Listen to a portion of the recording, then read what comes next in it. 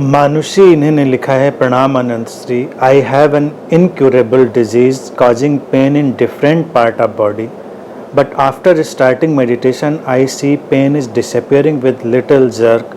It's a miracle, mystery and nectar for me. So if it is happening, it's beautiful. Go with the flow. Enjoy the gift and mystery of meditation. Incurable disease से तुम्हारा क्या तात्पर्य है, इसको विस्तार से भी कभी लिखना, उसको समझने की कोशिश करेंगे.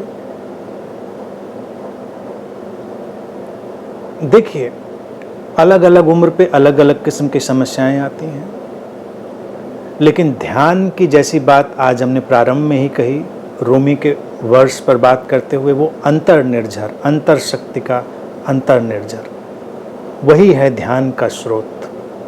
तो जब हम अपने भीतर के उस स्रोत में प्रवेश करते हैं तो चमत्कारिक रूप से बहुत कुछ घटता है.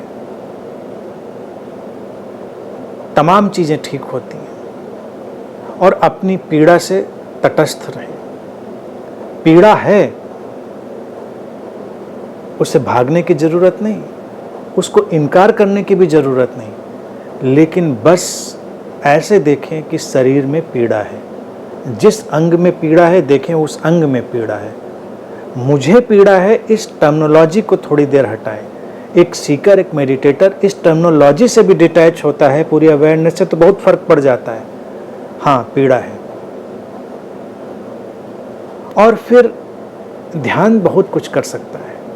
मैंने बहुत लोगों को चमत्कारिक ढंग से, अभूतपूर्व ढंग से ठीक होते देखा है. तमाम इनक्यूरेबल चीज़ें. अब ऐसा मैं कभी नहीं कहता कि हर चीज़ का तुमको रामबाण इलाज मिल गया है तो उसी को लगा लो.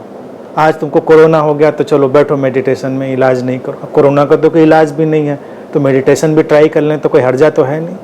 भाई, जिस चीज़ का इलाज ही नहीं है वो, तो उसमें कुछ भी ट्राई कर लें तो क्या फ़र्क पड़ता है. लेकिन जिन चीज़ों का इलाज है उनमें इस्तेमाल करें उन चीज़ों को. मेरे आसपास तमाम लोग हैं, अनंत में ही.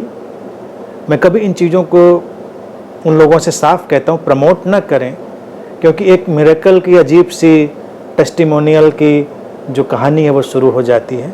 लेकिन तमाम ऐसी ध्यान विधियाँ, तमाम ऐसी घटनाएं हुई जब लोग चमत्कारिक रूप से ठीक हो गए, जब चिकित्सकों ने उनसे कहा कि नहीं, कोई इलाज नहीं, इस चीज़ का कोई इलाज नहीं, और उनको कोई ध्यान बताया. कभी उनको बिल्कुल शांत बैठने को ही कहा, कभी कोई खास विधि भी, और मिरेकुलसली चीज़ें ठीक हो गई. कई लोग ऐसे हैं जिनको ऐसी मेडिसिन प्रिस्क्राइब हुई कि ज़िंदगी भर खानी है, और यकीन मानिए उन्होंने एक भी मेडिसिन नहीं खाई. लेकिन इन बातों को मैं वार्निंग के साथ ही बता रहा हूँ कि ये मत सोचे कि मेडिसिन नहीं खानी. सबका अपना टेम्परामेंट है, सबका अपना बॉडी माइंड है. जिन लोगों ने नहीं खाई उनका आत्मबल इतना सशक्त था कि उनके पास प्रश्न ही नहीं आया. वो मुझसे पूछने भी नहीं आए कि गुरुजी मैं दवाई खाऊं कि ना खाऊं. वो तो मुझे बाद में पता चला कि दवा नहीं खाई. मुझसे पूछते तो मेरा उत्तर सभी को पता है. मैं ज़रूर कहता नहीं नहीं खा लो, दवा से कोई प्रॉब्लम नहीं. तो ये आत्मबल जब किसी के पास है तो उसके लिए बहुत कुछ हो सकता है. ध्यान तुम्हारे सोए हुए आत्मबल को जगाता है, तुम्हारी अंतर्दृष्टि को जगाता है. तुम अपने विवेक से चलते हो तो मिरेकल हो सकते हैं. उनको एंजॉय करें. और कोई भी इनक्यूरेबल चीज़ है तो ये मानकर चलें हमारे भीतर शायद उसका कोई समाधान हो. और अगर समाधान तुमको दिखाई भी दे रहा है तब तो उस रास्ते पर और उत्साह के साथ और उल्लास के साथ चलें. And let the things happen.